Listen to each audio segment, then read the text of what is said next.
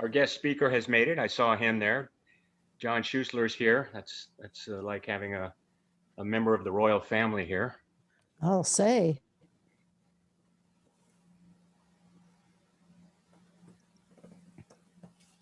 Good to see you, John. I think he's muted. Yeah.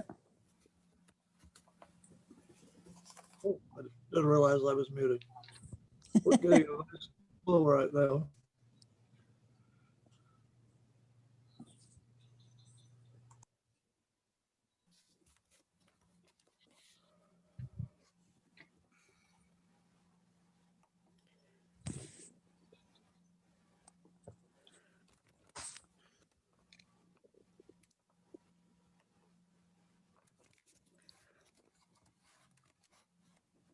Oh.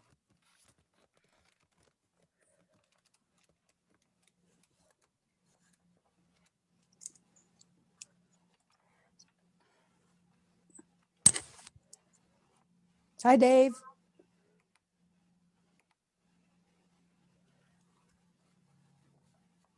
You're muted. You can't hear me say that. Big help. How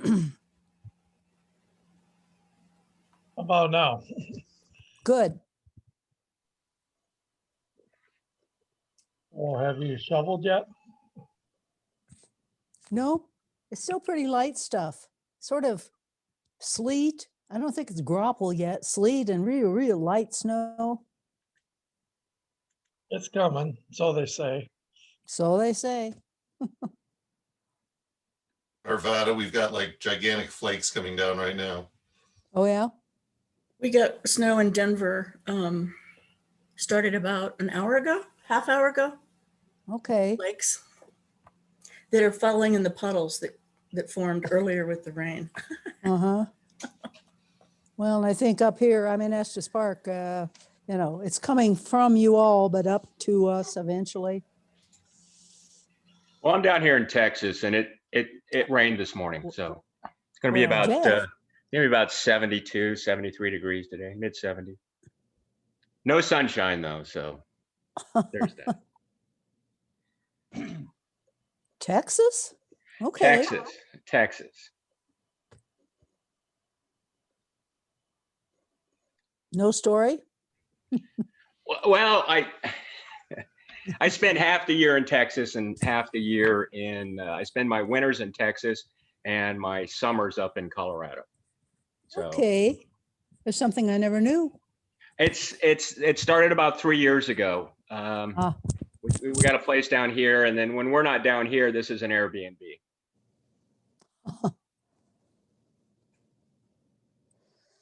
And it is time to start. Yay. And before we actually get into the presentation, my name here says Katie Grabowski. I'm not Katie. I'm using her account. My name's Jeff Hastings. I'm the Assistant State Director. Katie is at a conference in Sedona. And it turns out the hotel she's in does not have Wi-Fi. Yeah, I couldn't, she didn't understand that either. So at the last minute, she asked me to put the presentation together, and well, here we are. I was going to keep it really low tech and just read to you guys. And then I got up this morning and decided I'm going to try to do a PowerPoint presentation. So I'm going to start the PowerPoint presentation, and if it fails, I printed it out so I can read to you. We have a very good presentation today with Jeff Price, but I've got some housekeeping stuff I need to do first. So let me see if I can do this.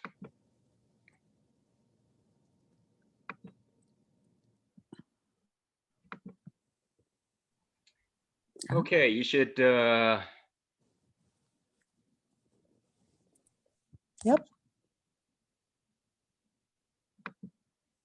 And there we go.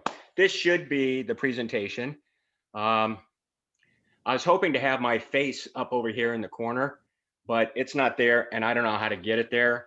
And I'm not going to worry about that because I don't want to get mired in technical issues. Welcome everybody to the Colorado MUFON March 2021 monthly meeting.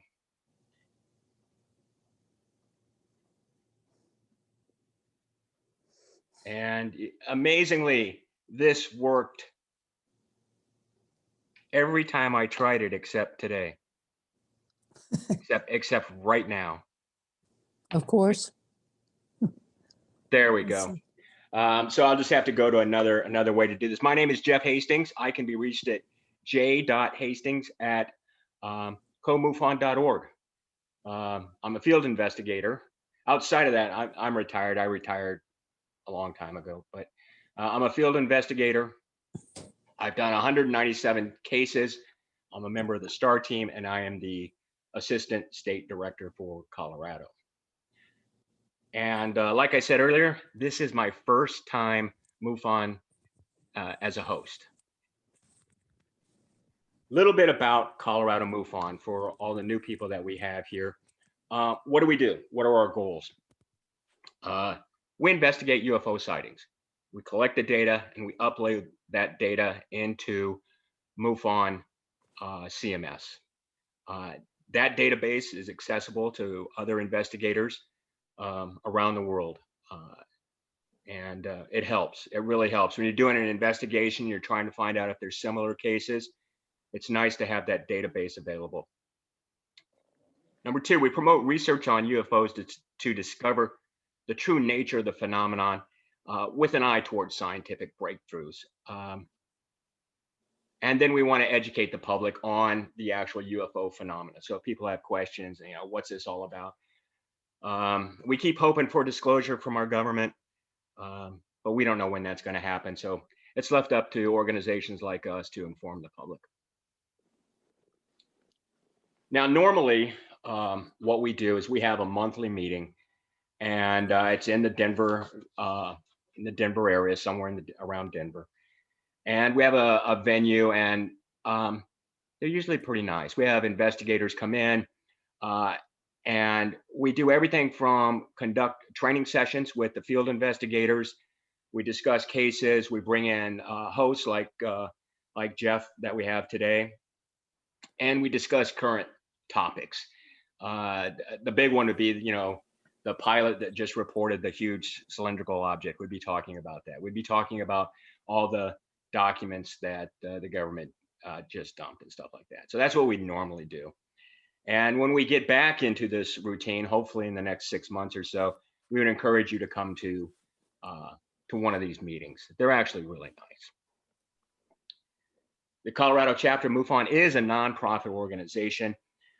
We usually make a little bit of money asking for donations at the door, completely voluntary. We ask for $10. It's completely voluntary.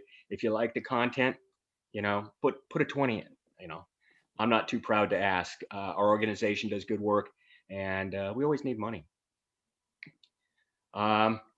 If you feel inclined to do a donation, because you know we don't have these meetings now, you can go to comufon.org, and there's a donation page there that you can make a donation. Who is MUFON? Currently, we have 9 active field investigators and 4 trainees. We got a new trainee candidate in the last couple of days, and a new certified field investigator, and I'll be going into those in a few minutes here. The state director is Katie Grabowski, whose account I'm using, which is why it says it on my little label there. She's also the author of Letter of Love and Light. This book right here, really, it's a good book, and what it is, it's about Dr. Leo Sprinkle and his 4 decades of UFO investigations. Very good book. Our treasurer and public relations person is Barry Roth. He's also an author. I don't have his book yet because I'm waiting to meet with Barry because I need 5 signed copies for everybody in my family. And he wrote the Brief History of Ufology, 1941 through 2011, the significant UFO events through the modern era. So I am really looking forward to to getting that book. Our Secretary in Logistics are, well, it says Rich Evans here, but I think it's both Rich and Deb. And our technical officer is Kevin. He's the guy that helps set all this stuff up. Member at large, Ken St. John. Ken St. John, it says member at large here, but he also just happens to be the Chief Operating Officer of MUFON International. Paul Ogle is our enforcer. He makes sure we do things the right way. Our Chief Investigator is Jeremy Ray. Jeremy Ray couldn't be with us today. Weather issues, job, life just got in the way. And our speaker coordinator, also Barry Roth. And he's set up next month and I think the following months 2 speakers. A little bit about what's new at Colorado MUFON. We just started putting out a newsletter, a monthly newsletter. It's done by one of our field investigators, Richard Yulhorn. It's amazing. It is just amazing. There's a little sample of it over here. I read it. I read the national one. I think ours is as good, if not better, than the MUFON newsletter. I think it's very good. Soon we will have a YouTube channel. There's a little issue with the title and the naming and stuff, but we're getting that resolved. And hopefully within the next 30 days, there will be the COMUFON YouTube channel. Need a little drink there. Rachel, your mic is on. And we should, like I said, we should have that up and running within the next 30 days. And if you have any ideas, we're going to need content. If you have any ideas, get those to me, j.hastings@comufon.org. And I will be the one taking care of the YouTube channel. New to our team, we have a new field investigator, Alex Tasia. I'm not sure on the pronunciation of the last name. I'm sorry if I'm messing that up. Just became a certified field investigator. He's going to meet with Jeremy Ray. Once I get the green light from Jeremy, I'll be assigning him cases. We have a new field investigator candidate, Brad Peterson. And I think he still has to take his test and he has to do all his training. So he's got a ways to go, but welcome Alex and welcome Brad. Membership to Colorado MUFON. If you're interested in getting the monthly newsletter, if you're curious about the study of UFOs and how we study it, how we do our investigation, if you want to become a certified field investigator, or if you just want to help out the chapter. Sorry, I have a little throat issue here, so I have to drink all the time. Just coffee and Diet Coke today. The yearly Colorado MUFON membership is $20 for students, $25 for a single person, or $35 for a family. And all this information can be found at comufon.org.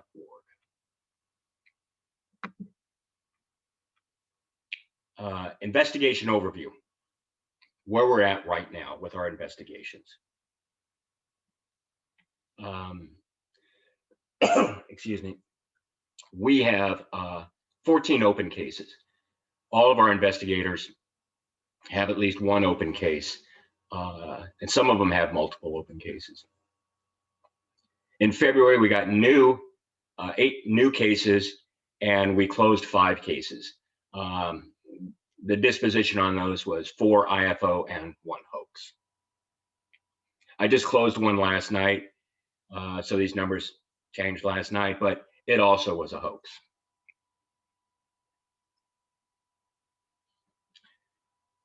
Our headliner, Jeff Price, DIA Conspiracies, Fact, Fiction, and How I Accidentally Started One of Them.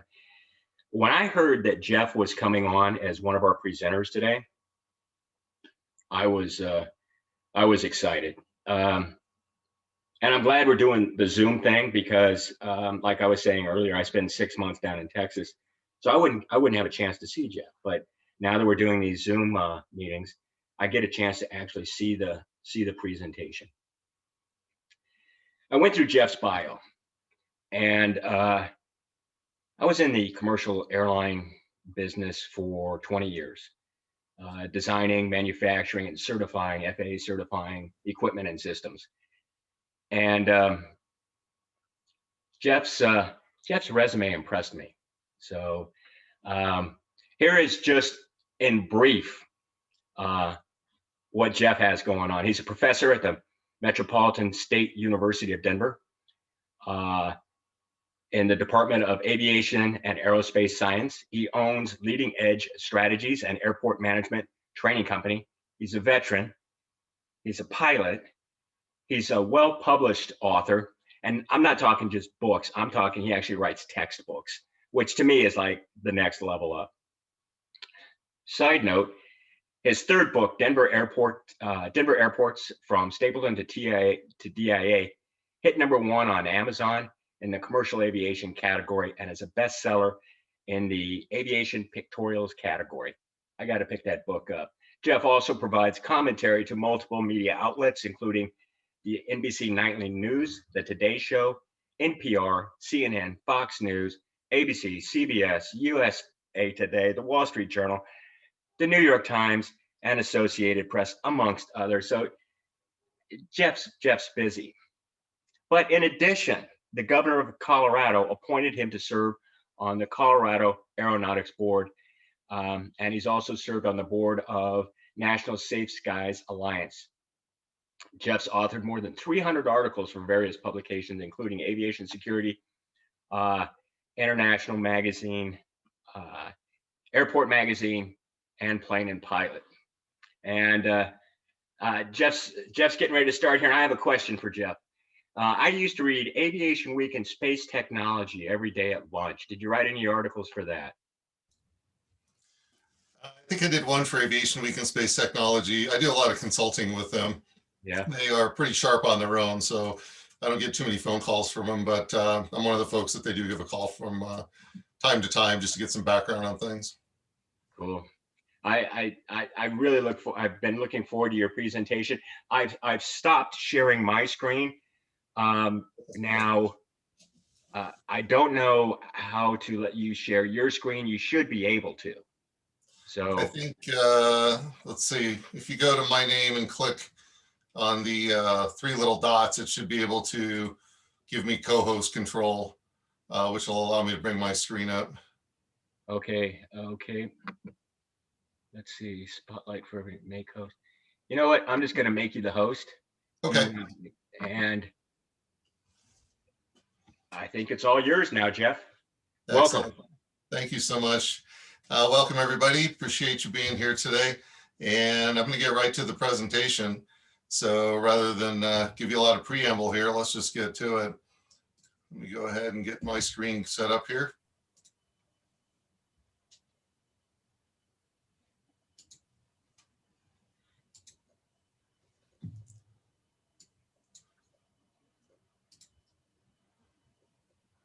Okay. If all of this worked well, you should be looking at a picture of DIA with the moon behind it. Yes. Okay, good. I don't know where my picture is on the screen, but I'm not as relevant as the information.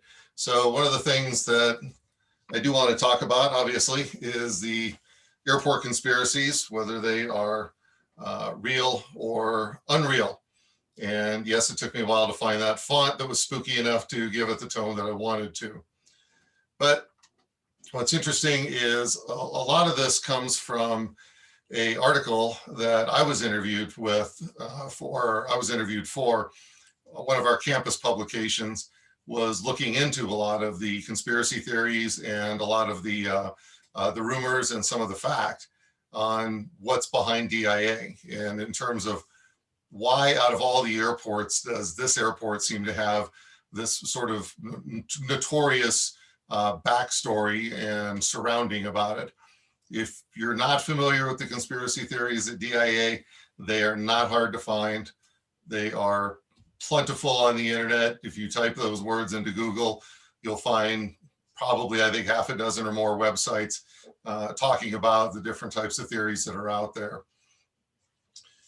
My background is the least interesting of all of this in terms of I am a book author, and the textbooks are something that have to be a passion there, because certainly you don't make money on that. You do it because you really want to contribute to the industry, and those are the areas that I've really wanted to contribute to.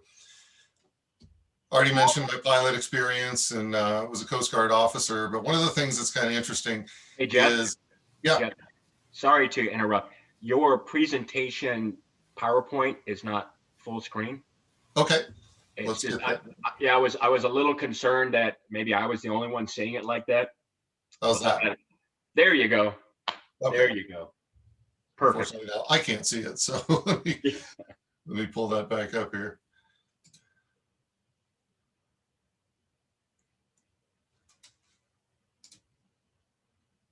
Okay, how about now? I think it looks good. Okay, good deal. Every so often, I do this for a living. You'd think I'd figure this out. So I used to Jeff, be, that's just your background screen.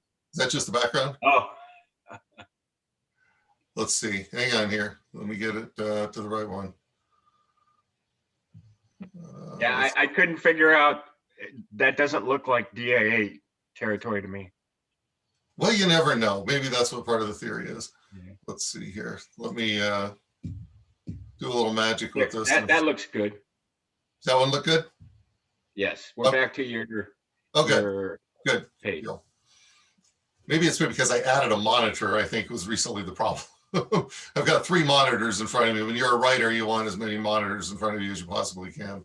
So one of the things that all of my bio is really not that relevant, except for a couple of areas. Yes, I was the Assistant Director of Security at Denver International. And with that, I had access everywhere. There was nowhere on that airport that I was not allowed to go. There was no door that could be locked that I couldn't access. There was no gate that I could not access. I even had access to runways and taxiways. I had access to every part of the perimeter, had access to every area within the terminal buildings, the concourses, the tunnels underneath. Yes, there are tunnels. If anybody's ever been to DIA, you've been in one, because that's how the trains get out there, and that's how your bags get out there. But what's kind of interesting about my background with this is I was at DIA when it was dirt, when it was literally nothing. My college years, some of those years were spent working at Denver for the city of Denver for Stapleton Airport as a security guard contractor. And they would send us out to the new site, of which there were 6 different locations at one point, to patrol areas to make sure that people weren't messing with the property that the city had acquired. They would acquire farms, they would acquire mobile home parks, and they would buy out the property from people, but the property was still left intact with these mobile home parks and these farms. So we had to patrol those areas to keep them from being vandalized. And if you can just imagine, everyone knows how far DIA is away from the city. At the time, in the mid to late 80s, the city pretty much stopped out there in Aurora, right about I-70 and Chambers. Beyond that was farmland until you hit the sign that said, "Welcome to Kansas." So there just wasn't a lot out there. I mean, there's the towns of Bennett and Deer Trail and some of those out there, but those were a long ways away, and they were not nearly as populated as they were now. There's actually many Denver airports. There's, starting way back in the early years, it was the airlines themselves that started building their own airports. And it wasn't until 1929 that Stapleton Airport opened up. Also, I'm a believer. I want to believe. And this is something, see if I can show it here. I'm sure some of you are studying it already, but my bookshelves over here, I'm sorry, I'm looking off screen because that's where my camera is. That's part of my collection over the course of the past many years, in terms of, I've been studying this subject since I was a kid. And I was born in '66, so being a kid was a little while ago for me. It's been a fascination ever since I had what I believe was a sighting back when I was probably in elementary school or kindergarten. It could have been around that long ago out in Golden, Colorado. It's been a fascination of mine forever. I recently joined the Colorado chapter. I've been a member of MUFON really kind of on and off for years, because as my interest would peak and I would get interested in becoming part of things, all of a sudden my life would change and I had to kind of circle back around. But it's a fascination for me, and I truly do want to believe. And I've seen things that I cannot explain. So I'm with you in terms of that. What I don't want to do, though, is I don't like chasing mirages. And if something can be sort of not necessarily outed, but given a reasonable explanation, like the last investigations, 4 of them were identified objects. I like to try and identify the objects. And what I'll also say is I'll never argue with somebody whose mind is not willing to be changed, because it's pointless. If your mind is not willing to be changed, it doesn't matter what argument I can provide. Your mind is set. My mind is open, I like to think. My mind is willing to be changed. Everything I'll talk about today, I'll give you an explanation to the best of my ability. And you might say, but have you considered this? And in some cases, I have not. And in some cases, yes, I'm still open to interpretation on things. So I'm not coming at this from, let me debunk every conspiracy theory at DIA, especially related to unidentified aerial phenomena. But at least let me give you some background as to where a lot of these come from. And I realized by looking at the roster, I better not screw up, because a buddy of mine that worked with me during these early days is actually listening in as well. Thought also, while we're here, give you a little bit of a sense of where we started. One of the things I find with conspiracy theories and with kind of mysteries behind facilities is a lot of times these things just suddenly appear as public works projects, and people don't really always know where they came from. Where did they start? So you're looking at the original Stapleton Airport, back before they even called it Stapleton Airport. And just as kind of a side note here, one of the ironies is when we were still writing the book, we had to address the issue of Mayor Stapleton actually being part of the KKK. And I know there's a movement in place right now to rename the neighborhood and so forth. Well, one of the things we found very ironic is it was a member of the KKK that started Stapleton Airport, yet it was a Latin American, Mayor Federico Pena, who started Denver International Airport, and then Mayor Wellington Webb, an African American, who opened Denver International Airport. So we thought that was just a wonderful story arc to show kind of a little bit of progress we might have been making in our time.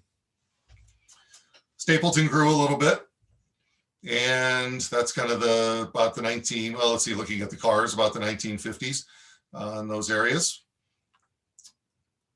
And here's the original runway configuration, and I've got a method to my madness here. One of the conspiracy theories about DIA is the layout of the runways. And it's been postulated that that layout resembles a Nazi swastika. I'll address that in a little bit, but let me just give you a little information right off the top here. This is the original configuration of the airport, but 2 of these runways were eliminated because they were no longer necessary. The reason they were no longer necessary is because the other 2 runways can handle enough traffic that the FAA doesn't justify having additional runways. So the FAA pays for a lot of capital improvement at airports. And if they don't think you need something, they quit funding it. So in this particular case, what occurred is they said, you really don't need these, what are called crosswind runways. Your north, south, and east-west configuration runways are going to do just fine for you. So we really don't need these other ones. The north, south, east-west runway layout is very similar to the north, south, east-west runways at Rocky Mountain Metro up in Broomfield, and very similar to the layout of the crosswind and the primary runways at Centennial Airport down in Arapahoe County. So there's a method to the madness here.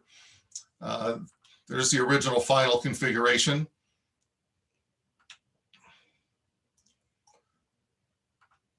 Now, the reason the runways are so close together is we were out of land and we were being surrounded by development and basically what's called landlocked.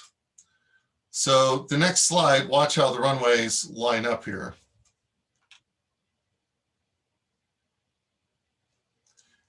And I'll admit, yes, it looks a little bit like a swastika, but the whole runway design was predicated around the winds. The FAA says you have to have 95% of the time you should be able to use one of your two runways, either your primary runway. If not, then you are deserving of a crosswind runway, which is just a runway that goes the other direction pretty much. So in Denver's case, the air traffic controllers call that place a sponge.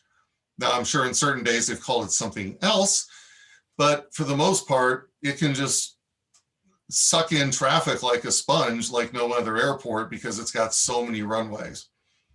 Plus, the final configuration of the airport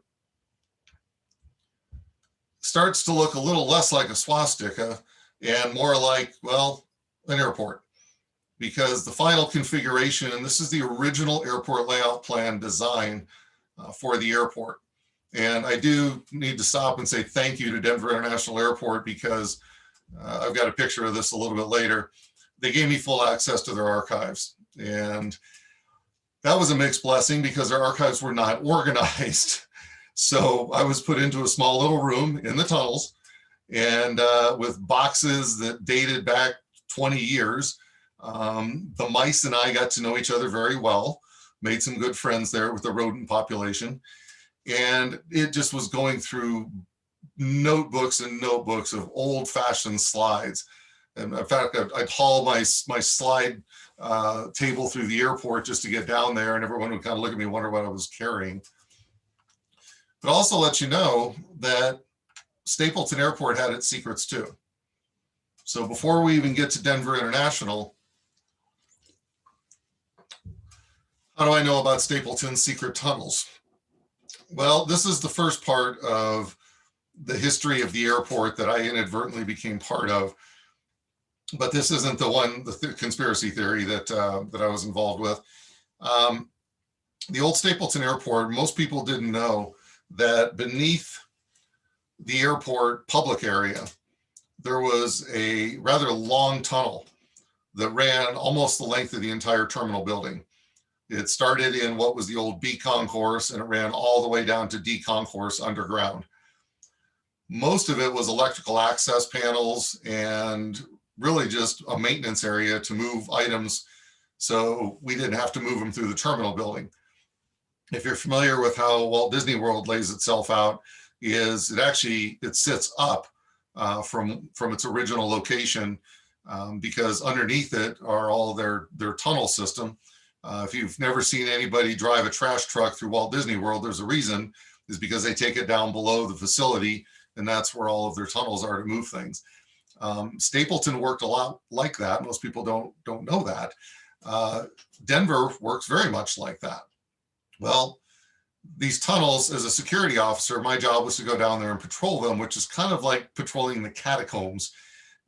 There's usually no one down there. And if there is, you're challenging them as to why they're in there, because we really didn't use them for anything. We'd store stuff down there. That'd be about it. Well, one day a college fraternity decided to use those as a part of their initiation rite. And so they got access to the facility because it was public. They just knew which door to open. And they would send their pledges through this tunnel facility. They wouldn't do anything. They just sent them through there. And it was to create this initiative fear factor. And this was in the 80s, back before the whole, people started getting sensible when it came to hazing and so forth. But they just sent them through there and they'd pop out on the other side by D concourse where they'd be welcome to the group. And that was kind of their whole initiation. It wasn't really, extraordinary. Nobody ID'd goldfish or anything like that. Well, the challenge is the person that told them which door to open was me. And the fraternity, it was my old fraternity from college. And I thought it'd be a good idea. Just have people walk through the tunnel area. Well, so begat the first kind of how I could see rumors fly rapidly out of control, because by the time it hit 9 News, one of the individuals that was involved with the process was dating somebody. They broke up, and this one other individual called 9 News and said that the airport is unsecure, and that there was this whole group of college students that were running underneath in the secure areas of the airport. They were not secure at all. It was a public access door. Anybody could have walked in there. And when you walked in, all you saw was storage. So most people didn't bother to go any farther because all you see are boxes. But it was at that point that I learned, and I went and talked to the airport operations personnel at the time. I said, look, let me tell you how that one happened. And they were fine with it, because what you're seeing is where the tunnels ran underneath. This is a public area. So it was at that point I realized how quickly some things can just spin out of control. Stapleton was also visited by a spaceship. Space Shuttle Enterprise, when they were doing their test flights, came through. Remember, that was a picture my dad actually took when I went out to the airport. That airport is part of my DNA. That is my mom on the right, my Nana on the left. She loved airports, and she was in love with the old Stapleton Airport. She did live long enough to see the opening of Denver International. I did get to take her a tour out to DIA, and I showed her the tunnels. And then we got tired of walking all the way through the tunnels. But she was a lover of airports, and she just loved the time machine component. She lived in Michigan. I was born in Detroit, and she would come visit every summer. And her love for airports translated to me.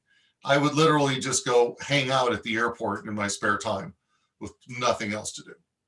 So Stapleton and Denver International are near and dear to my heart. When I called Arcadia Publishing and said, when are you ever going to do a book on Denver's airport? And they said, whenever we find someone to write it. And I said, I happen to know somebody. And I really didn't have an intent on writing it. I just wanted to know when the book was going to come out. So I figured they had somebody already working on it. Well, we talked for a few minutes, and I gave them a little bit of my background. And next thing I know, I'm writing a book on the history of the airport, which was a true labor of love. That's still so far my favorite book that I've written. As preparation for this presentation, I started looking at more and more of the conspiracy theory websites. And one of the tests that I use is, whenever I hear something, the first thing I look at is, okay, who is telling me this information? What is their position? What is their role? How close are they to the knowledge or the real story? The second thing I look at is, does it really make sense? And the third thing I look at is there any actual evidence? So I think these are a lot of the things that investigators look for as well. Where is some evidence? Where is something that shows this? Well, I came across this particular article, and there's a line in here that says, you cannot go underground to view the tunnels, access is denied. Well, not completely true. Access is denied to a member of the public because that's a secure area. But we've done plenty of tours down there. And whenever there has been a fire, one time when I was still working at Denver International, we had a fire in Concourse C in the train system. The train system contingency plan for a fire is to go into the baggage tunnels. So even though those are secure areas, we still let people into those tunnels when there's a fire, because it's a huge safety issue. The other time people can end up in those tunnels is during the tornado watches or tornado warnings. The reason I know this is it was my intern who designed the tornado warning plan for the airport. And it was shortly after opening, about 1996, 97, when we realized we didn't have a tornado plan, which is extraordinary because, well, we had one, we knew where to run, but we didn't know where to tell the passengers to go. That particular area is kind of known for its microburst activity, which still puzzles me as to why they built an airport right in the middle of it, but actually I'll get to that here in a few minutes. I told my intern, I said, go look into this thing and go figure it out. So part of, if you've ever been at Denver during a tornado warning and they've had to shelter in place, depending on where you're at in the airport, you could end up in the tunnel area. Now, typically you're escorted. There's somebody down there waiting. We don't want people just wandering throughout the tunnels. We might never find you again because it is a pretty vast network. By the way, the tunnels do not look like this. Sorry, my chair's a little squeaky here. This is some stock photography of what someone thinks the tunnels look like. Most everybody, I'm sure, if you've flown out of the airport, have been in the tunnels, and they look like that. All of the neon you see, the artwork on the walls, that's just all part of the artwork. Some people don't know that every City of Denver project, about 10% of the budget for the project has to go to public art. So that's one of the reasons there's so much artwork in that airport. One is it's kind of natural for us when we design airports to put artwork in there, just to make it a more pleasant environment. But two, it's a requirement. If I have any golfers in the audience and you play a City of Denver golf course, you'll see like the tee boxes in certain areas, like benches and stuff, they'll be a little dressed up sometimes. Well, that's part of the budget for the artwork on those things. Well, if you evacuate into those areas, let me see if I can get my highlighter here to work. There we go. Possibly that's working. Once you evacuate onto this platform, that doesn't give you too much. You can't evacuate over here unless you really want to go stand on the third rail, which I don't recommend. You evacuate off onto this area. So where do you go from there? You end up here. So if you've never been down there, here's your first look at the tunnels underneath Denver International. And there's nothing beneath those except a few electrical vaults, plumbing. What you see on the ceiling up there is part of the original baggage system. So those are right up in this area. A little bit more on the baggage system as we go into it. But just on the other side of this wall is the train system. And every so often there'll be a door, and that's where those panels, or that's where the fire escapes are for getting out of the train system. Here's another picture of what's in the tunnels underneath Denver International. This was literally the room that I was in when I was doing my research. It is not much bigger than what you're seeing. One of my former students took the picture for me. You can see how close the back wall is to me. And if she were to put her left hand out, she would hit the other side of the wall.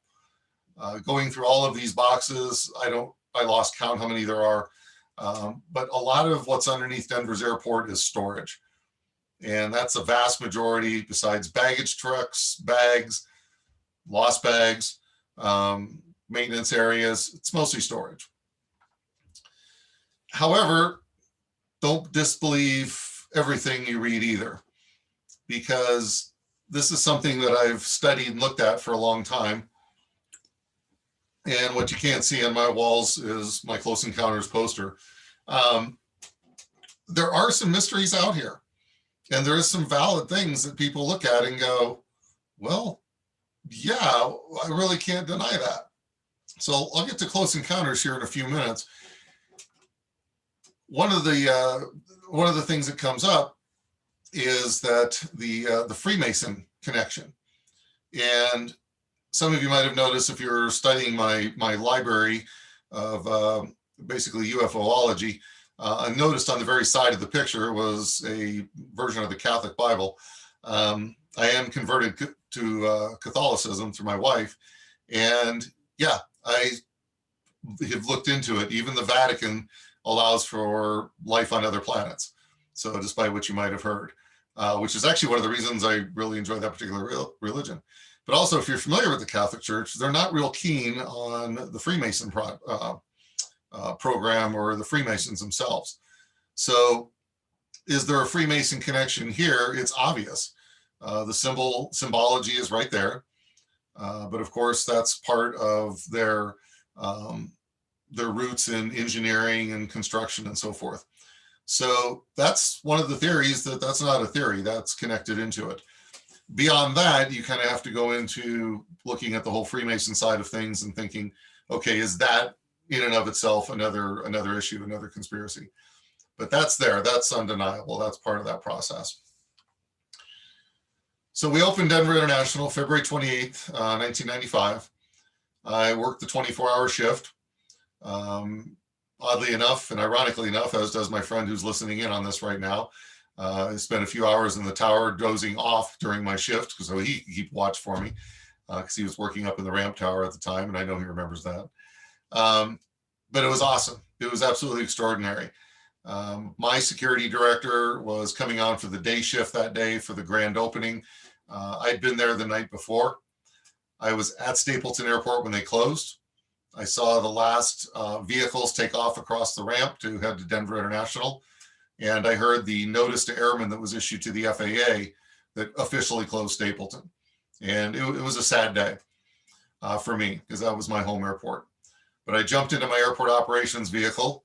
I drove the 25-minute ride out there to Denver International and was part of the opening of Denver International. So it's really kind of something quite extraordinary. But let me take you back. Let's go back to what used to be out there.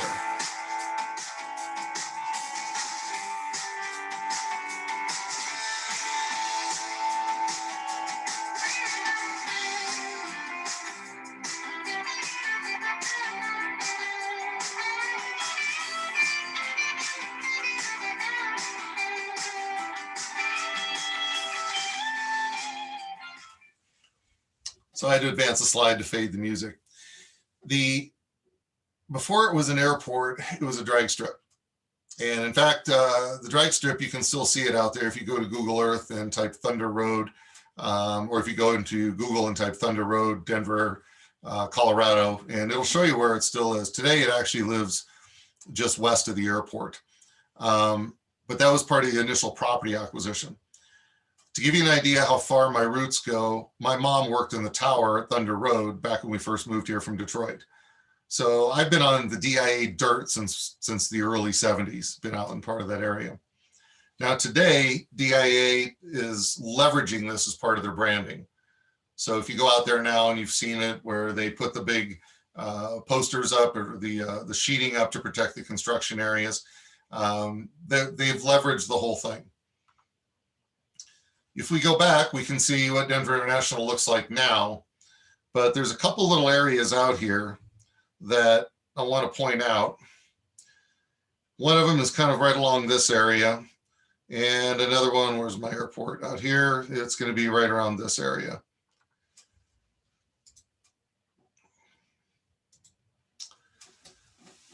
Today, it looks like this. You can still go out there and see it.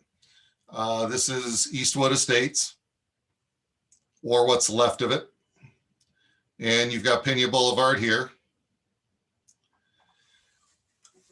As part of the initial property acquisition, the airport was buying up tremendous amounts of land. As they would decide where they were going to put the airport, they'd run out there and buy all of the land before the price could go up on it. Well, then they'd move the airport again. So then they go out and buy that land. Then they'd move the airport again. So they go out and buy up that land. So one of your cost overruns is because we kept buying all this property we didn't need. Now, some of it would eventually be used for noise abatement protection, which was the justification for it. Others claimed that it was to buy property from certain politicians who own property out there at above fair market cost so that they could put a little cash in the pocket. After DIA opened, there was over 27 federal investigations into the financial activities of the construction of the airport. Out of all 27, while they found that there was plenty of mistakes, problems, and so forth, they didn't find criminal activity, which even myself, I'm like, really? Nothing. Okay, well, there's what you see, and then there's what the public story is. So I'm just going to let that one hang out there. But Eastwood Estates, to give you another connection, my mom used to sell the mobile home park, the mobile homes that were in Eastwood Estates. I'm beginning to think my mom is more part of this conspiracy theory than I am at this point. I need to call her after this and get some information from her. But first she worked at the drag strip out there, and then down the street she worked at the mobile home park. Well, this mobile home park was cleared for Pena Boulevard. And if you look at where Pena Boulevard is and where the mobile home park was, you'll see that they don't actually connect. The mobile home park could have easily have stayed there. But one of the initial configurations for Pena Boulevard went right through the mobile home park. So they went out and bought it up. I was a security officer in the late 80s. I just graduated from college, and that was my job. One, I was a security screener at Stapleton Airport for a period of time. Then I transferred over and became a security officer, which means my job was to go out here at day or night and patrol these abandoned or bought out, I should say, mobile home trailers.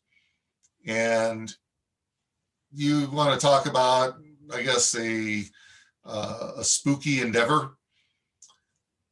Keep in mind, the world ended at I-70 in Chambers at the time. Beyond that was nothing. So for us to drive to the mobile home park, we had to take back roads to get out there. We had to go out Chambers Road and do some jogging on some back roads to get out there. Fortunately, Montbello wasn't too far away, so it wasn't like we were too far from civilization. But there was a lot of spooky things that happened out there. And I was witness to some of those. There was Eastwood Estates, and then there was Arrowhead. Arrowhead is located, or was located, just west of where the airport is now. There's a rumor that it sits where the tower sits now. Going back and running the longitudes on it, it's actually just west of the airport. It was part of the property acquisitions during the purchase for the airport. Well, Arrowhead was farther out there than Eastwood Estates. At night, you could see the fires out in the plains areas out there. And occasionally, those fires would not be,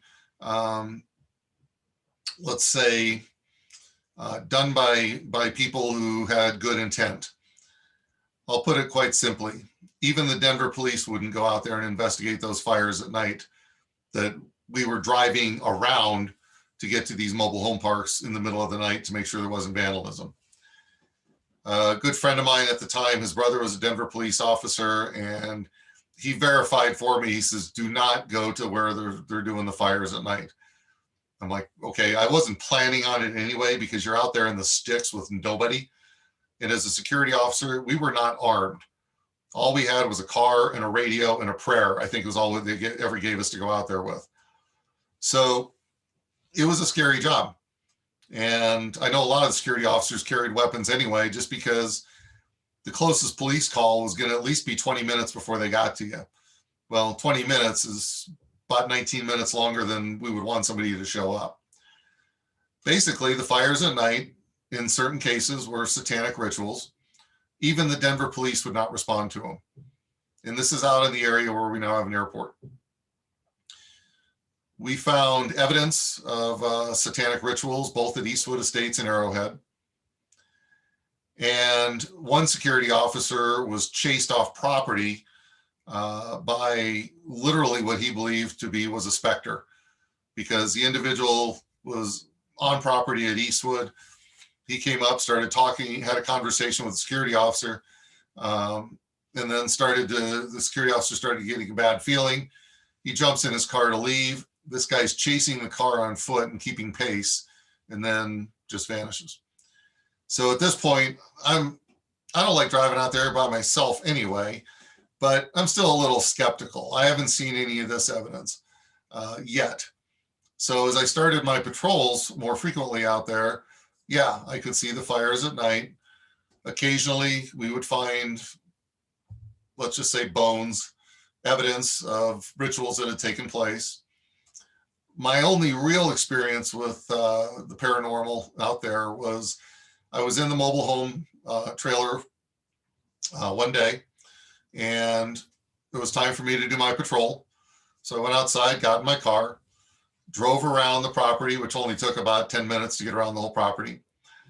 When I came back, as I was approaching the mobile home trailer, I saw somebody who was walking up to the trailer and go inside. Now, it wasn't unusual for us to have visitors. We would have real estate agents come out. We've had representatives from the city come out. They were just during the daytime, always. Nobody ever went out there at night except the security officers. And I can guarantee you most of the time we never got out of our cars when we were out there. But we did have a mobile home trailer that was ours as sort of an office. During the day was the only time people ever really wanted to go in there.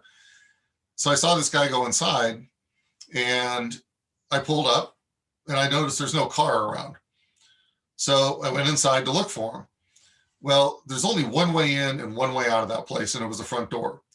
The back door had been welded shut, and that was more for our security than anything else, just so nobody could sneak in the back door while we were there. So I carefully walked room by room. There was 3 bedrooms in this, I think it was a double wide at the time, and looking to see where this guy was. Because I'm like, maybe he's checking the place. You know, I'm coming up with every rational explanation I can and not to scare myself.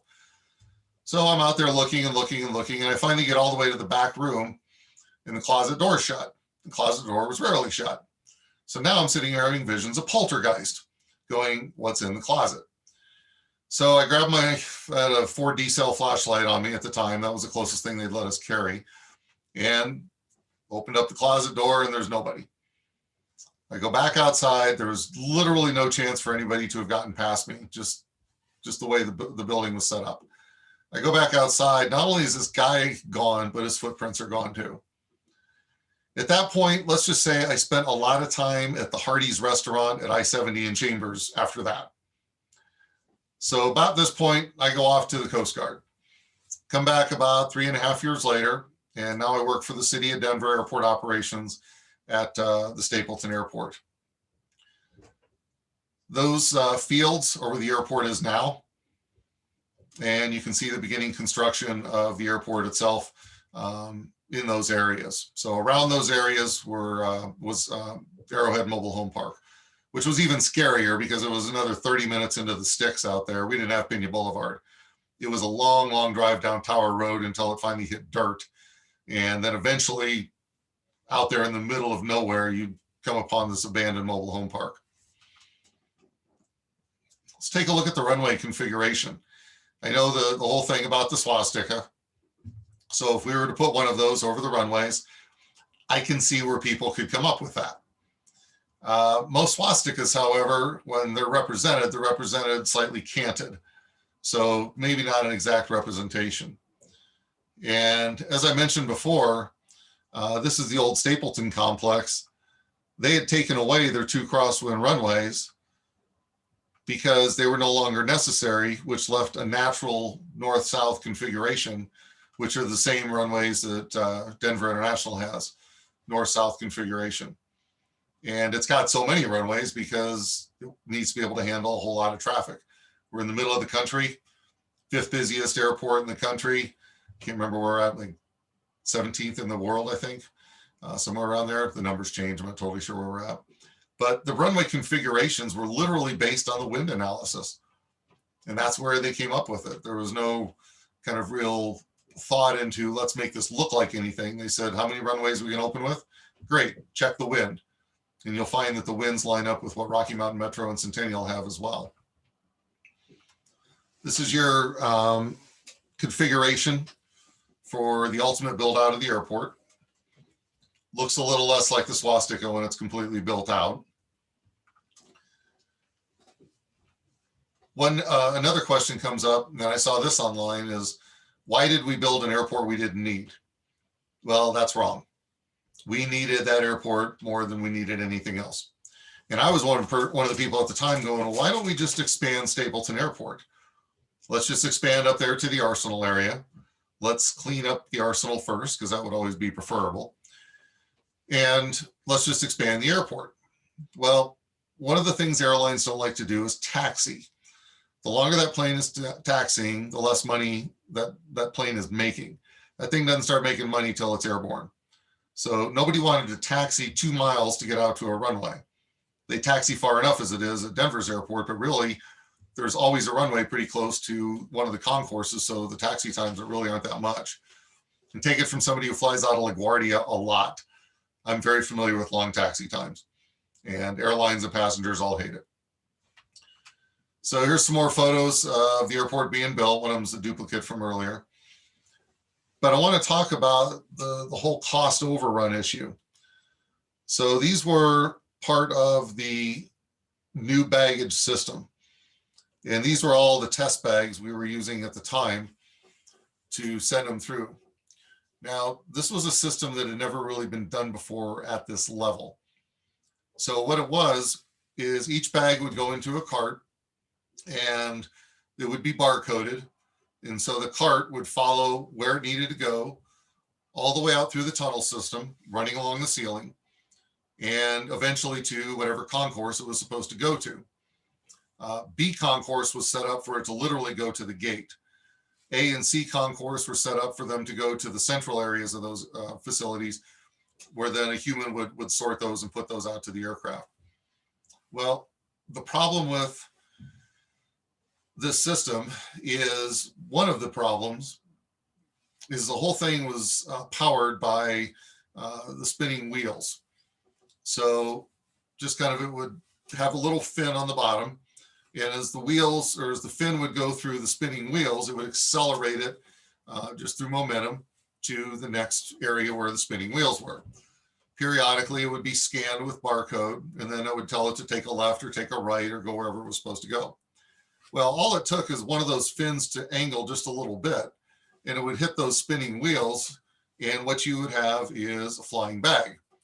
I remember being down there when they were testing the system before they opened the airport, and it wasn't anything for us to, it wasn't unusual, let me put it, for a bag to come flying off the top of that thing, or clothes to go everywhere. It looked like a yard sale as one of the bags came flying off the top of the baggage system.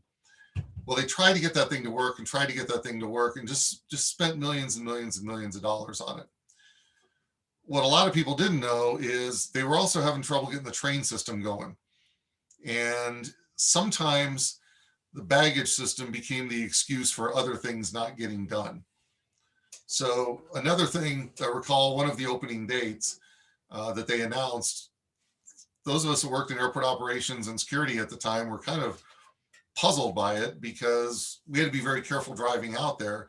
A lot of us would spend a day or two each week out at Denver's airport before it opened, as doing familiarization with it. There would literally be times you'd be driving down a taxiway and you'd see some cones, and if you didn't stop, you're about ready to drive off 12 feet of pavement into the dirt. So the airport was just unfinished, and it was just taking so long to build. A lot of it, the cost overruns was just the construction contracts alone. There was a book written several years ago by some professors at DU that talked about the natural overruns of airport projects, or of any big project. They specifically focused on Denver's airport, but the nature of the cost overruns of these things. And that's literally what we were experiencing. At one point, there was supposed to be a pedestrian tunnel, just like there is at Atlanta Hartsfield. Well, that was taken out of the budget. But a lot of the stuff that gets taken out of the budget had already been started. So they figure out they don't have the money to complete that. So they stop that process, and then they start up doing something else. Thought I'd give you a little insight here too, in terms of, there was an individual that talked about, are there really 6 tunnels underneath Denver's airport? And he said, I talked to a construction worker and he says there's 6 tunnels underneath the airport. Well, depends on how you count. 4 of them are above ground, which they aren't really tunnels at all. There's level 6, which is the passenger pickup or passenger drop-off area, sorry. Level 5, which is the commercial level. Level 4, which is the pickup area. Levels 3, 2, and 1, which are all parking garages. Below level 1, that's your only real whole tunnel system, because that's where the train system is. That's where the baggage tunnels are. The comm center picture, by the way, is just to show you something kind of fun and unique. This is an area where a lot of us kind of started our jobs back the old early days. And this is where a lot of your airport operations take place. They're all managed from this one particular area. And I thought I'd toss that one in just because I thought it was fun. The other thing is there's 6 tunnels if you count the spurs. So what I mean by that is there are tunnels. There's the main tunnel, goes through the entire airport, and it actually comes out over here because this is where they get the new carts pulled in and out for maintenance. And then there's tunnels that spur off from each of these areas. And they progressively go up until they get to the ramp side, and then this is where the tugs come out. So the bags are being sorted mostly on level 3 of the parking garage. That was something else that contributed to the cost overrun, is when the baggage system didn't work, they had to eliminate most of the parking on level 3 on both sides to create a bag sorting area. So then we put them on tugs. They drive out there to the concourse area to be sorted. So I don't know where they get 6 tunnels from, but from somebody who had access to everywhere at the airport, I never found any more than the number of tunnels I found. That said, I understand, and I've read the material on this, that even the people that worked out there didn't necessarily know about the underground tunnel system, the real one. And I've never seen the real one out there, because they say it's several stories below the existing airport, and it was built in there because that's part of the cost overruns, and it's part of the New World Order and some of these connections. So we'll get to that as we go along here. Just to give you an idea what the airport looked like while we were building it. This is one of our design concepts. One thing you might notice is there's a building in the design concept that is not there in real world. There's a building over here, it's the airport office building, which is their real world. But this was supposed to be the hotel, which ended up down at this end of the airport. I remember there was even some theories about why are we relocating the hotel. Frankly, it was a security decision at the time. This was pre 9/11, so we didn't have a lot of the security measures we have today, and we just didn't want to put a hotel past a screening checkpoint and have to try and figure out how to screen everybody. A couple more pictures of the building of the airport. This is as far down as the dirt was going, as far as we knew.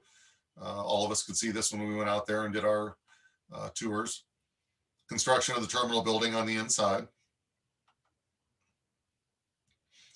A little bit more of the terminal building being constructed.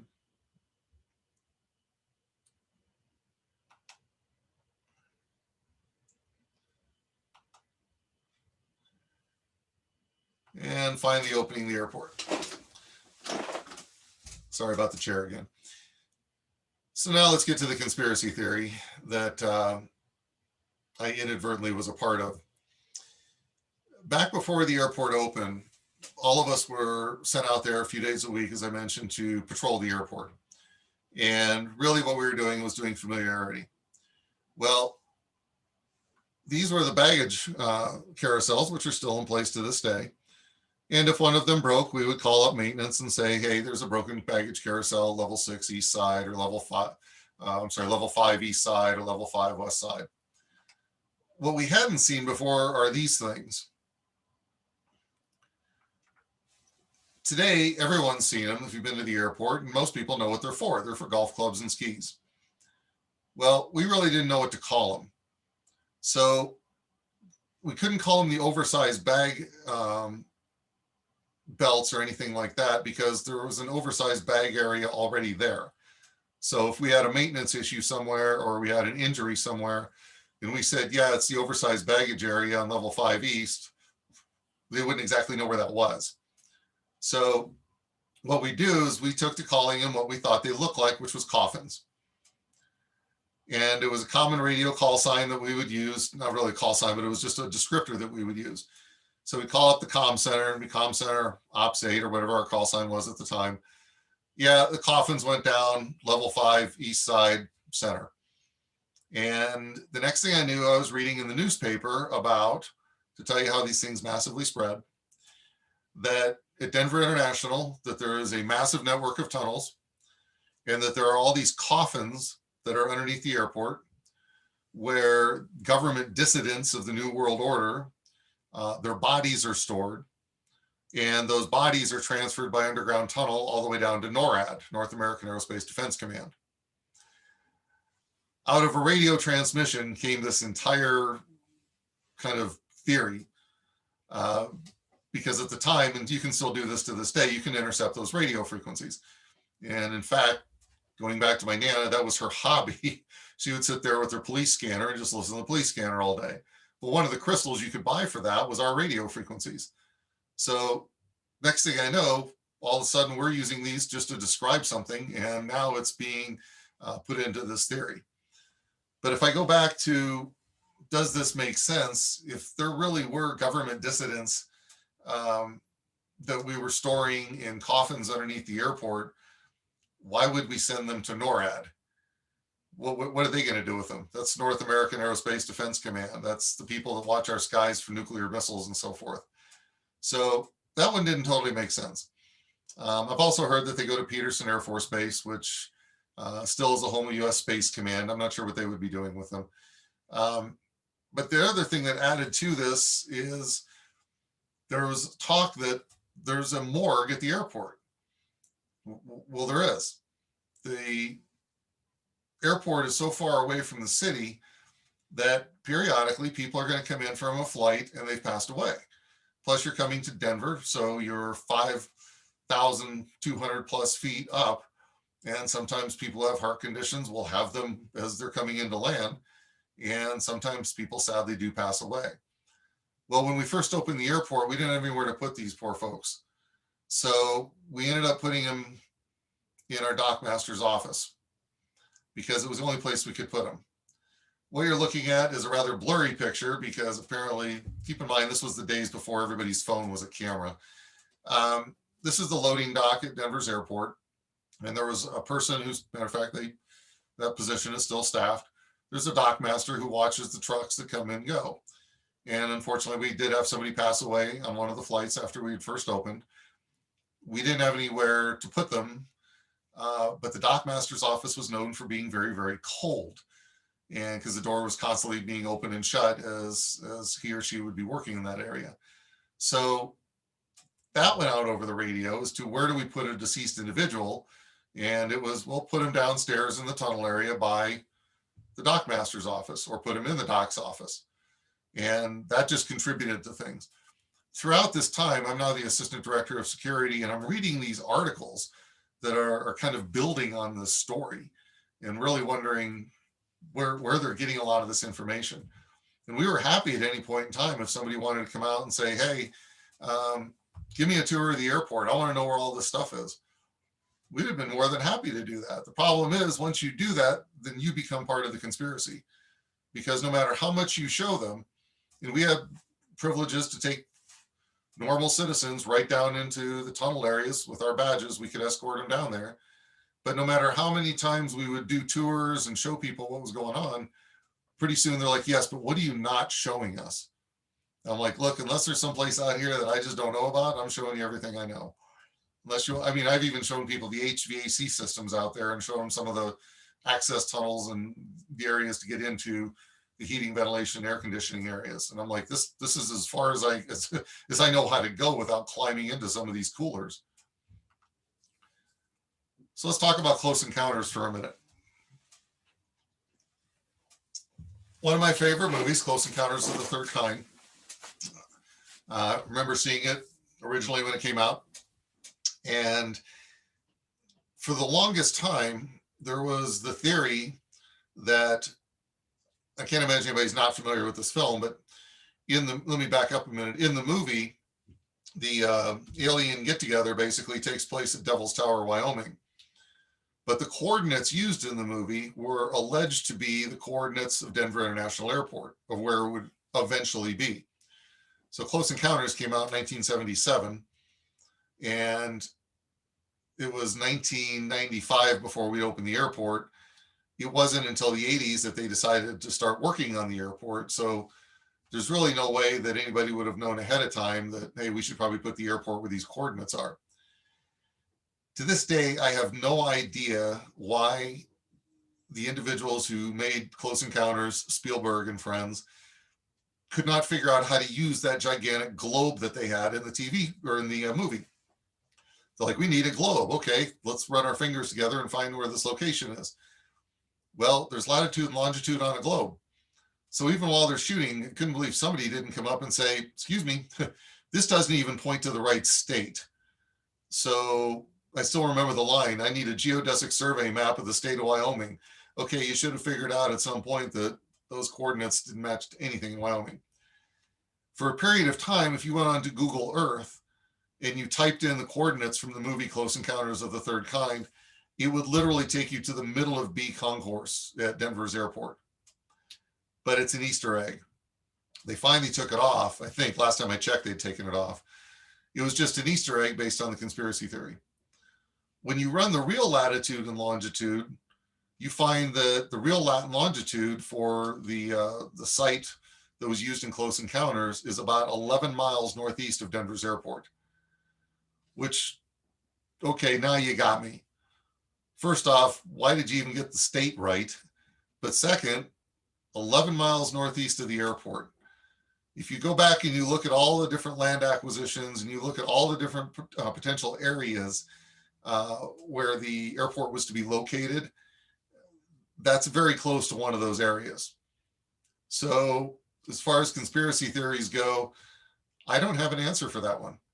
It could be total coincidence, but I'm not a big believer in just total coincidences either. So who knows? However, Denver does celebrate it in terms of hosting Close Encounters of the Third Kind. They did with its anniversary a few years back because it's part of their branding now. Let's talk about Blue Mustang, or who you probably know him as Blucifer. Sadly, Blucifer has become part of the lore of DIA, and it does have a very tragic background. When it was being commissioned, the horse itself is titled Blue Mustang. 32 feet tall, 9,000 pounds. Its eyes glow red day and night, causing some to speculate that it represents the fourth horseman of the apocalypse from the book of Revelations. The fourth horseman specifically represents death. Okay, so now we've got a good background story for this. The real part doesn't sound much better, frankly. The Blue Mustang, when it was being constructed by Luis Jimenez, the bust of Blue Mustang, which was suspended from the ceiling, fell down on him, and it crushed the and severed the artery in his leg. He was sadly dead within minutes. So I've seen these theories about, well, maybe the airport is cursed or the horse is cursed because it killed its creator. I can't dispute that. I can't dispute if something is cursed or not cursed. But that's its background. His son did end up finishing the horse. And the next natural question is, why does it have the red eyes? Because that really gave it the Blucifer look. The artist did a lot of work in neon, and it was his son who wanted to honor him by using neon in the eyes. Now, if I ever get a chance to talk to this person in real world, I only have one question. Why couldn't you have used orange? I mean, anything else would have been a better color than red. Maybe he has a specific reason for using red, but if it was orange, at least we can say it's related to our football team. If it's any other color, but because it's red, it quickly got the name Blucifer. The staff at DIA, for a period of time, we were not allowed to call it that. It was always to be called Blue Mustang. But finally, Denver, several years ago, just embraced it. And now that's what its name is. It's Blue Mustang, but it goes by Blucifer, and they even use it as part of their branding now. That's a close-up picture of the baggage system, just to show you what didn't work. The baggage system eventually only worked to go outbound to B Concourse, and then eventually United got tired of dealing with the maintenance and they shut it down. Not unprecedented, that's Stapleton's baggage system. So we just used bag belts at the time. Denver's big change was we use these little carts with the fins, and you can kind of see the fin right down over in this area. And they would go through the rotors, and there's a rotor right there, and just be spun along right on down the track. there is truth to the story that one day a local news station put a camera in one of the, whatever you call these things, one of the bins. And unfortunately, because they wanted to see, we're going to track this as if it's a real bag. Well, unfortunately, the thing took off. They didn't know where it went. They finally had to call some maintenance people in to see what the camera was looking at so they could determine where the thing ended up. So you want to talk about cost overruns again? The thing didn't work. And they just sank millions into trying to get this thing to work. Here's what the tunnels look like under Denver International. Not that exciting.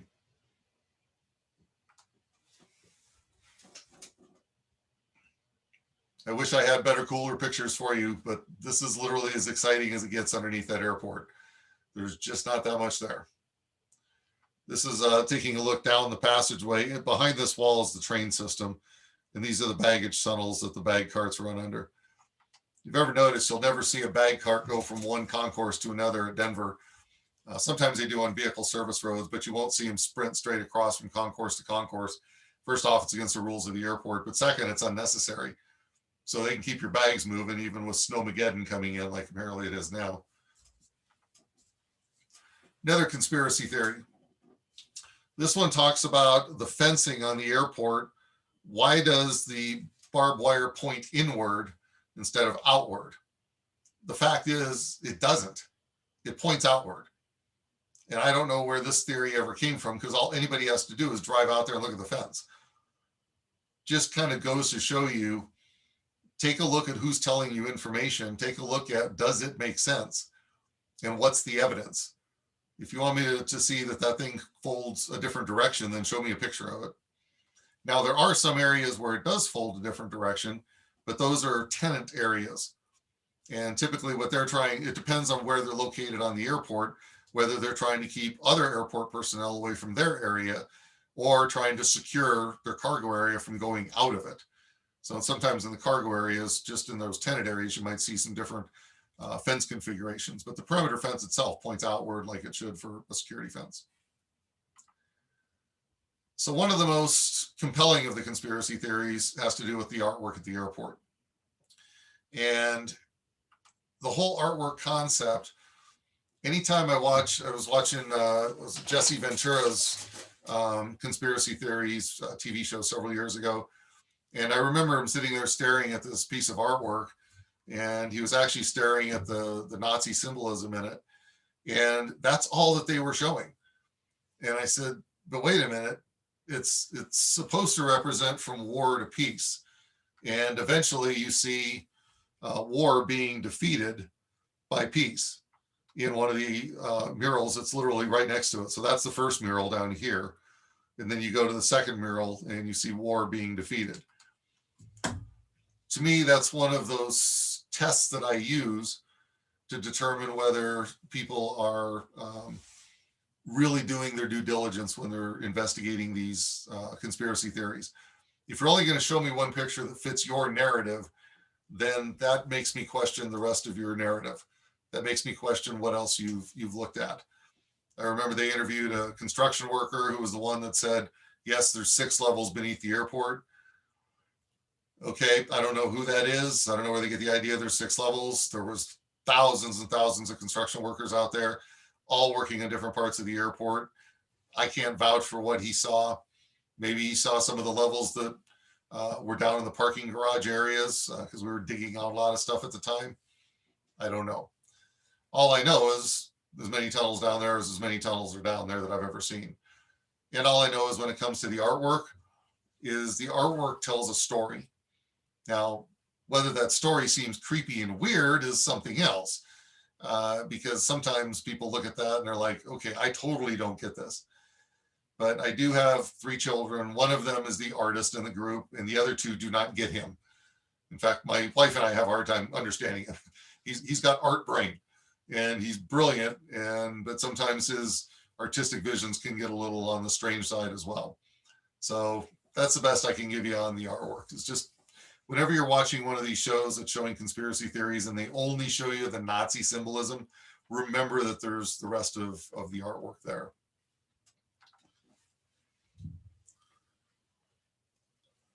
So continuing with the close encounters theme,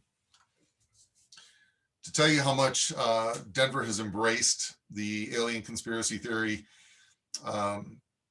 concept is they do have a center for artwork displays in the terminal building at the airport. And during the anniversary of Close Encounters, they had alien displays on board or in the art area, showing where, here's an alien skull that they've dug up during the original dig from the airport, and here's other alien artifacts. I can tell you exactly where those artifacts came from. The hotel. At the same time the Close Encounters was doing its debut for its anniversary, it was the same time they were finishing up the hotel. And a lot of the maintenance guys went out there and they knew that the exhibit was being put together, so they were asked to do this and created these things. And Denver never did put it out there as a, hey, this is real. They put it out there as, hey, this is part of the conspiracy theory. And even on the walls, you could see where they would list things like, here's a conspiracy theory surrounding Close Encounters. Here's a conspiracy theory surrounding the lizard people and, some of these other areas. Speaking of lizard people, the gargoyles. Gargoyles, some people think this is really representative of something demonic. If you look on most churches, though, you'll see gargoyles. And why would you put something demonic on a church unless it's a satanic church, I guess? Well, some people think that the angry faces of the gargoyles are meant to scare away evil spirits and protect the building. They were actually placed on churches throughout the world, as I mentioned, so that it would protect the people in there from evil, and also let them know that should they enter, that they'll have a good life. So their main purposes really were to scare off evil spirits and divert rainwater. Now, in the airport, we don't need to divert rainwater into the airport. That's called an emergency. If that happens, we got to go fix that. But the artist who put up the gargoyles said that the airport reminded him of a cathedral. And you can kind of see that when you see the big tent roof. The tent roof is designed to sort of simulate the mountains of the Front Range, but it also has a tremendous practical value, is that it helps keep the terminal building cool during the summer and helps insulate it and keep it warm during the winter. I'm not a thermodynamics expert, so I'm not exactly sure how that happens. My area is more aerodynamics, but somehow that seems to work. Anyway, back to the gargoyles. The person who installed them thought that they were really reminded him of a cathedral. So it inspired him to put there as protection, as if they're looking out for the luggage and the passengers. I'm thinking he could have picked out anything else, which would have probably been something besides, looks like it's got a horrible smile and gnashing teeth, but that's the background on your gargoyles. So Denver has completely embraced this now. This was the brainchild, my understanding, of the airport director, Kim Day, who said, it's time to just embrace the theory. One of the most significant things in airport design is branding. And you see this throughout the country at a lot of different areas. Louis B. Armstrong International Airport, it's branded by name. They have groups come in and play jazz in the terminal building. Los Angeles International has their big LAX letters out front and their theme building, which looks like a UFO. Well, Denver decided, okay, what's our brand going to be? And they decided it was a conspiracy theories. Even Lucifer got in on the action. So are we creating the world's greatest airport or preparing for the end of the world? Keep in mind, all of this was BC, before COVID. They're still working on the terminal redesign, and kind of a little secret I'll let you in on.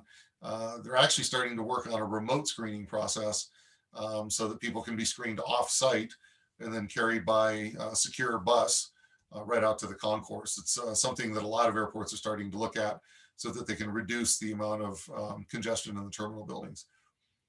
So just to give you an idea how Denver has leveraged this, I want to turn your volume up just a little bit. Hopefully the movie will run okay. And we'll take a look at this.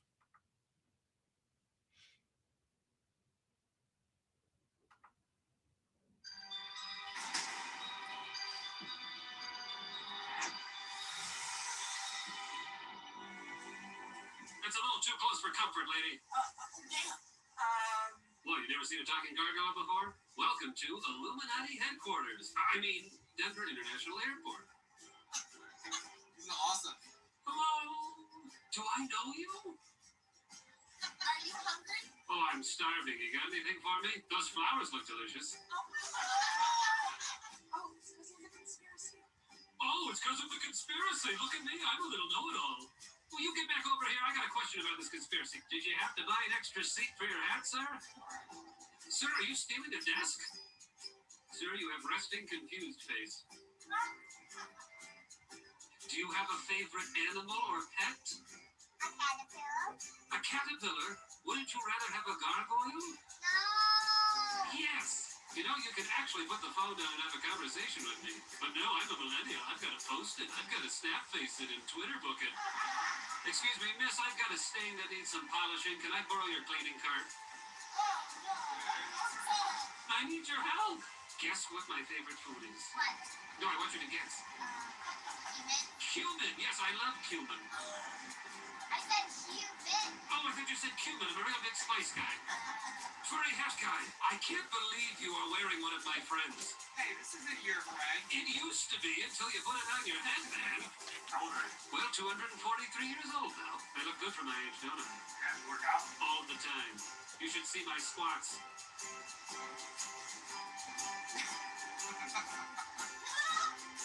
You're such a sweet talker.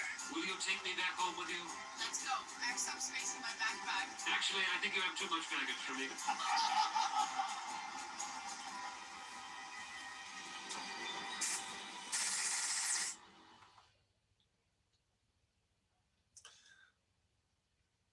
All right, so just about hit my timing there. I always like to save 15 minutes for questions for everybody.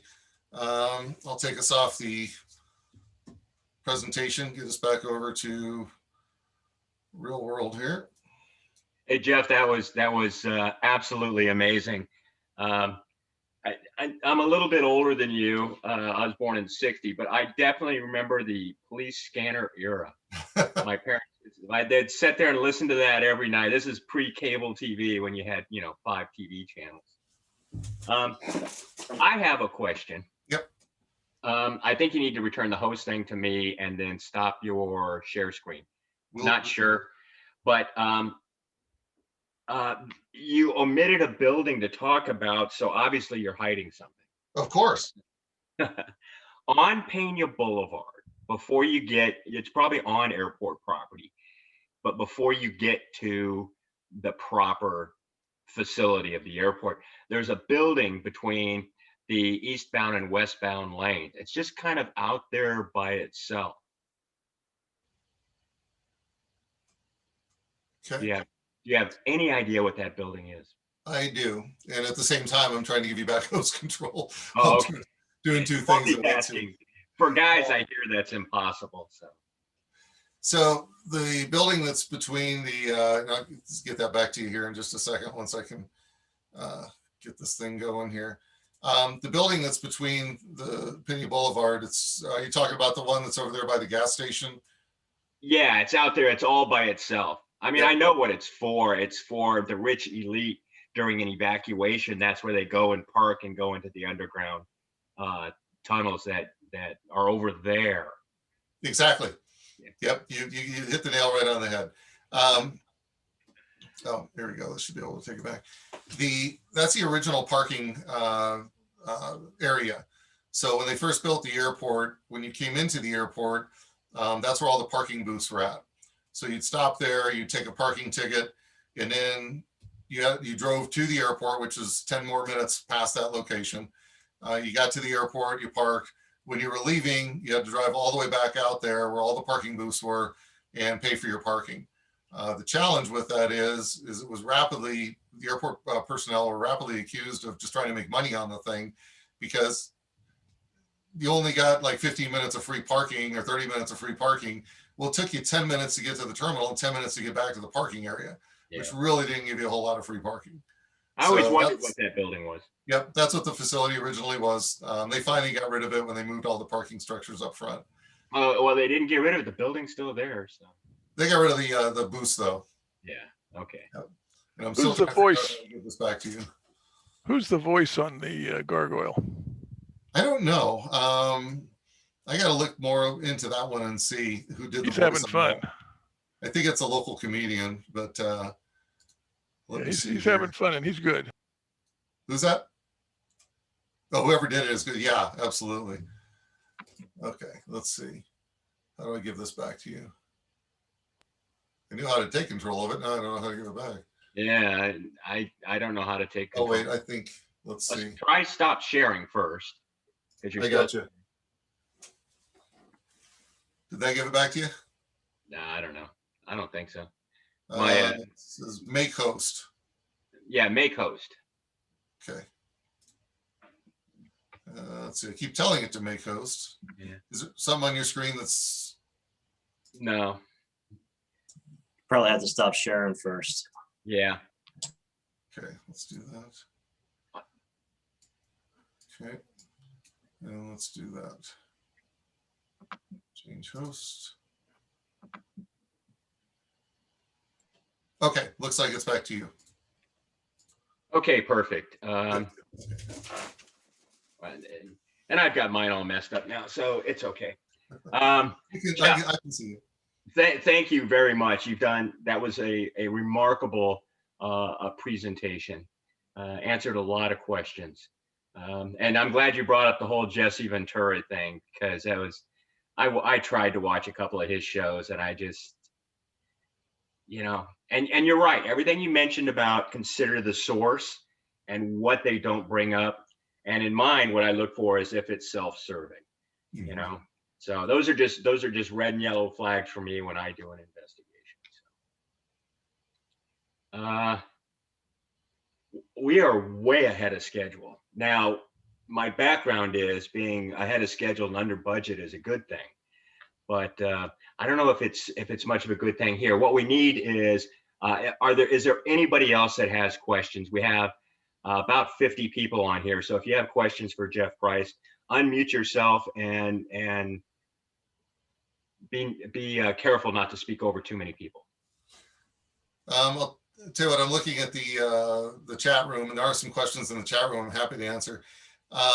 Tunnel from DIA to Buckley Air Force Base, not that I'm aware of. However, I can tell you that the security contingent at Buckley Air Force Base is the backup for Denver International Airport. So like we had the situation at the Capitol back in January, and they were trying to call it the National Guard. There is a security contingent at Buckley Air Force Base, and part of their job is if there is a major issue at Denver International Airport, they're on call for the response for that, along with FBI and the other agencies. DIA Ancient Indian Burial Ground. My understanding is that there's some plausibility to that. There were some articles that ran in the Denver Post several years ago. I was able to find a few of them online when I was doing my final prep for the presentation. And I do have a book on my shelf on Native American tribes in the United States, which is kind of one of my favorites. Most of that area was occupied by the Arapaho Indians. And they did have a ceremony at one point to kind of bless the ground as part of I don't know if that was just trying to appease some folks or if that was really some legitimate trying to honor those people in that particular area. But they did put the Indian chant or the Native American chant on a concourse for a while. Yeah, concourse A. Yep. Concourse A. Yep. And the problem was the volume kept bugging the screeners and that are on concourse A.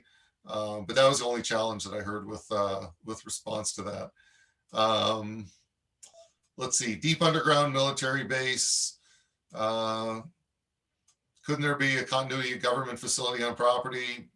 Yeah, I think there could be. I think there is. But I think it's ad hoc. There are alternate communication center areas located on airport property. So if there's ever like a bomb threat to the area where the communications and maintenance centers and emergency ops centers are located, they can go to more secure facilities out in the airfield to staff those so that they can continue running the airport. So it could very easily be transferred to a continuity of government location.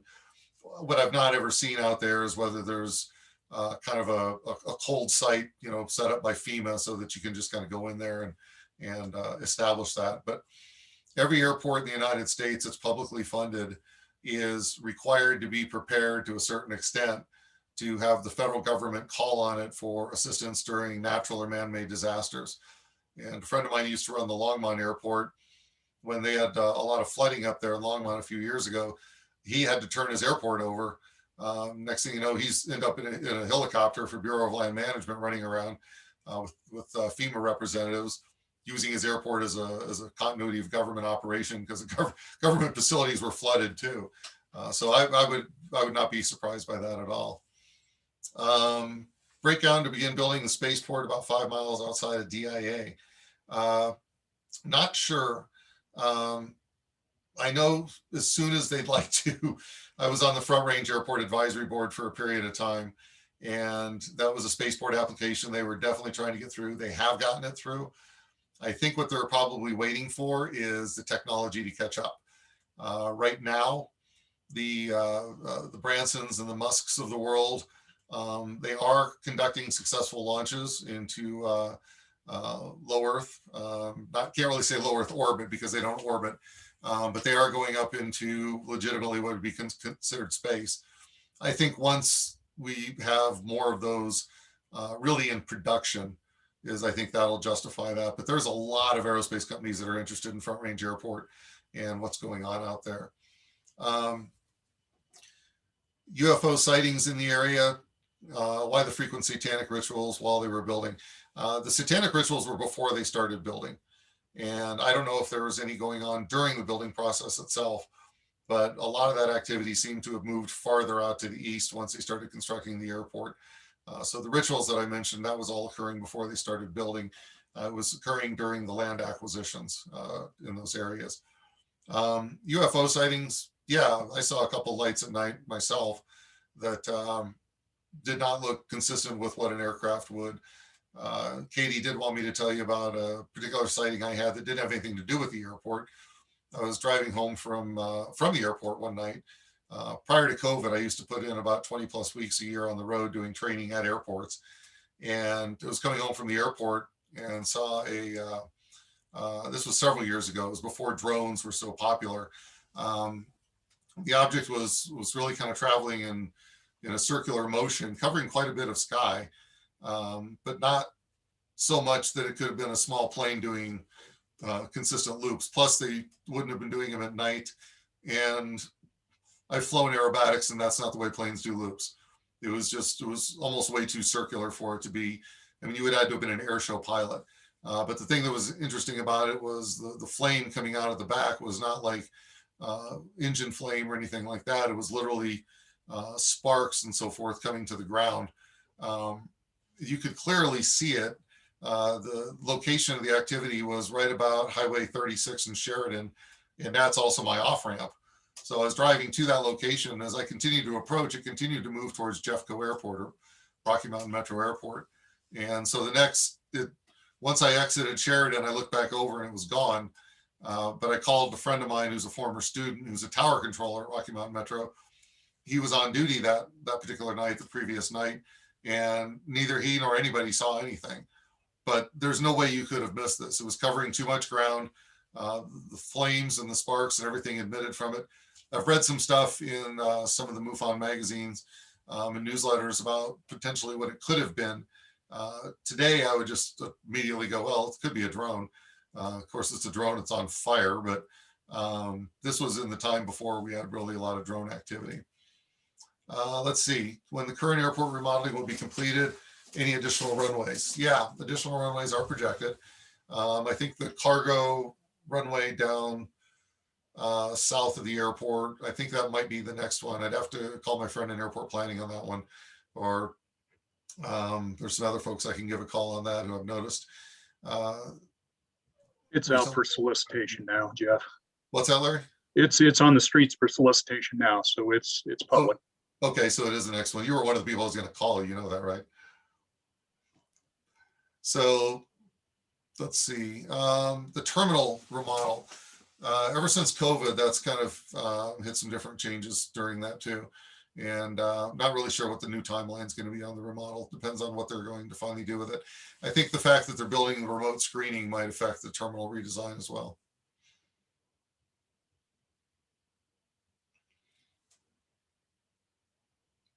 Okay, and alien bodies in the morgue, I don't know, probably. Do we have any more questions?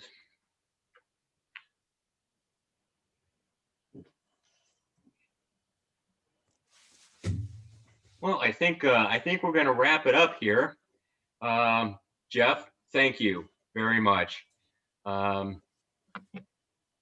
me try one more Thank thing you. I here. appreciate it. Appreciate everyone's attention.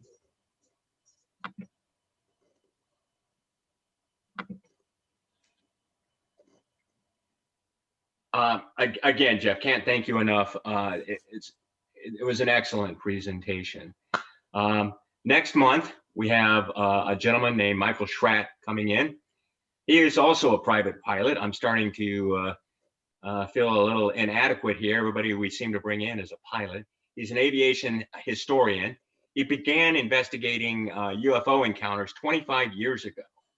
And between 2008 and 2009, he meticulously reviewed a minimum of 50,000 cases in an effort to maintain an important part of our national history. Recreated dozens of highly credible UFO cases by the use of drawings, illustration, and commissioned artwork. Many of these include USO, unidentified submerged object, actual extraterrestrial encounters, and prehistory UFO cases. He's appeared on multiple media platforms to include the following: Coast to Coast AM, History Channel, Paranormal Matrix, UFO Hunters, Fade to Black. He's been a guest speaker at multiple UFO conferences to include Phoenix MUFON, Orange County MUFON,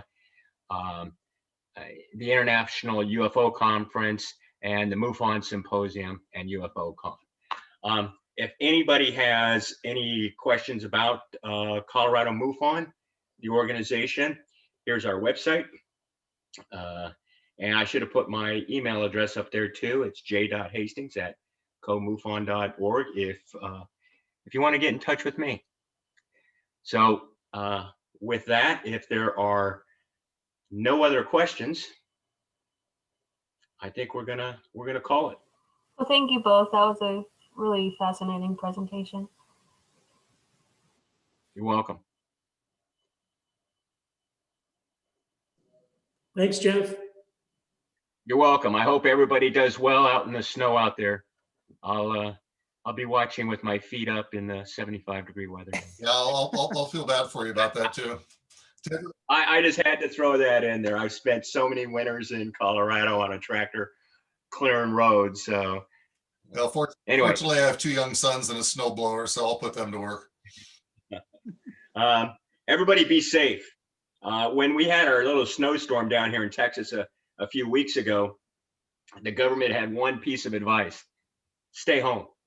They have no snow clearing equipment here, period. And we got anywhere between 1 foot and 2, and underneath that was ice. So it was we've lost power in Colorado, and it's not that big a deal. But down here, man, it was bad down here. Anyway, everybody be safe, and we'll see you next month. Have a great day. Hi, Kevin. Thanks, Jeff. Great presentation. Thank you very much.